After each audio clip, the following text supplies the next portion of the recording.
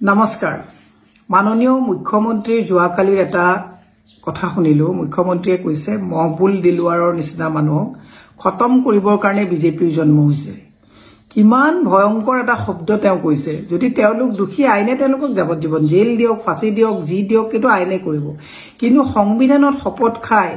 মুখ্যমন্ত্ৰীৰ দায়িত্বত থকা এজন মুখ্যমন্ত্ৰীয়ে কেনেকে কব পাৰে যে এনেকুৱা মানুহক খতম কৰিবৰ কাৰণে বিজেপিৰ জন্ম হৈছে মাননীয় মুখ্যমন্ত্ৰী মহোদয় ক্ষমতাৰ অপব্যৱহাৰ নকৰিব ক্ষমতা বহুত মানুহ ক্ষমতাশালী মানুহ দেখিছো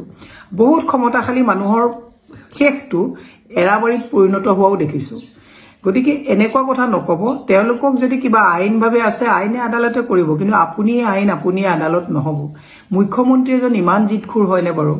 আপুনি যি কথাটো কৈছে মোৰ ইয়াত মহবুল হক বা দিলৱাৰ বুলি কোনো প্ৰশ্ন নাই কিন্তু যুৱ প্ৰজন্মক উত্তেজিত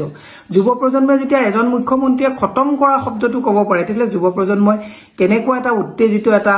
মানে অভিভাৱকৰ পৰা এটা বাৰ্তা পাইছে ই এটা ভয়ংকৰ দিশত গতি কৰিছে মাননীয় মুখ্যমন্ত্ৰী মহোদয় ভয় লাগে আকৌ আমি কৈ আছো আমাক বা খতম কৰা কথাটো কোকাক লগাই দিয়ে আমিতো অকলে ঘূৰি থকা মানুহ কিন্তু নকৰিব এনেকুৱা জিত আপুনি পূৰণ কৰিবলৈ যিটো কৰিছে নকৰিব মই সেই কথাটো আপোনাক ক'ব বিচাৰিছো মই আজি 51-52 বছৰ বয়সত এনেকুৱা জিত পুৰাবৰ কাৰণে আপুনি মানে গুটিয়ে আপোনাৰ তপস্যাটো আছিল যে আপোনাক জীৱনত জুনে জুনে অলপ অলপ আঘাত দিছে আপোনাৰ দুৰ্নীতিৰ কথাবিলাক কৈছে বা আপোনাৰ কেলেংকাৰীৰ কথা কৈছে আপুনি গুটিয়ে জীৱনৰ এই গুটিয়ে কথাখিনিৰ জিত পুৰাবৰ কাৰণে যে মুখ্যমন্ত্ৰীৰ পদত বহি দিছপুৰত বহিলে দুৰ্ভাগ্যজনক কথা অসমৰ ৰাইজৰ টকা পইচাৰে চলি আছে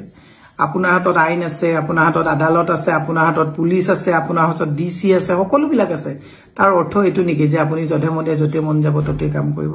মই বিনম্ৰভাৱে অনুৰোধ জনাইছো অসমৰ ৰাইজকো কৈছো যে একেতৰ প্ৰত্যেকটো কথাত হাততালি নামাৰিব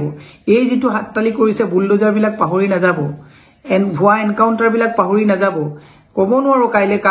কাক কত কি কৰি দিয়ে গতিকে অসমৰ ৰাইজকো বিনম্ৰভাৱে অনুৰোধ জনাইছো যদি হসাকে তেওঁক ভাল পায় তেওঁ কোৱা ভুল কথাবিলাকক শুধৰাই দিব লগত থকা যিবিলাক তুখামুদকাৰী আছে তেওঁক হসাকে একচুয়ালি বেয়া পায় সেইকাৰণে এই কথাবিলাক কৈ নিদিয়ে যে দাদা ৰজা উলংঘা হলেও বাহবাহ দিয়া লগত লগা যিবিলাক মানুহ ৰাখিছে ৰজাটো উলংঘ হৈছে অসমৰ ৰাইজৰ ভৱিষ্যত যুৱ প্ৰজন্মৰ ভৱিষ্যতটো কিন্তু বহুত বেয়া দিশলৈ গতি কৰিছে মই মুখ্যমন্ত্ৰীক পুনৰ মানে অসমৰ মুখ্যমন্ত্ৰীক পৰামৰ্শ দিছো আপুনি জিত কমাই দায়িত্ব পালন কৰক কিয় এনেকৈ ইমান জিতখুৰ হৈছে এই কথাবিলাকে আপোনাক কোনবা দুজন মানুহক খতম কৰিব এই বাৰ্তাটো দিয়া নাই এই কথাবিলাকে কি কৰিছে জানেনে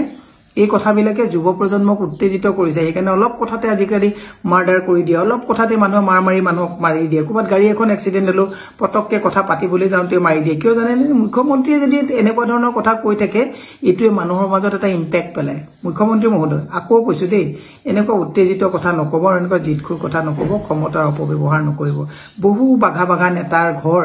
অৱসৰৰ সময়ত এৰাবাৰীলৈ পৰিৱৰ্তিত হোৱা দেখা পাইছো আপুনিও যাতে অৱসৰৰ সময়ত আপুনি কৰি যোৱা এই হঠকাৰী কথাবিলাকে আপোনাক আমনি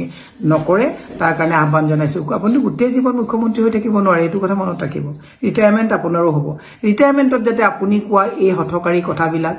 এই উদ্ভণ্ডালী কথাবিলাকে যাতে আপোনাক আমনি নকৰে শুভাকাংক্ষী হিচাপে আপোনাক বিনম্ৰভাৱে অনুৰোধ জনাইছো দ্য নিউজলেণ্ডছ অবিৰত তথ্যানুসন্ধান আপোনাৰ সেৱাত খবৰ সন্ধান দ্য নিউজলেণ্ড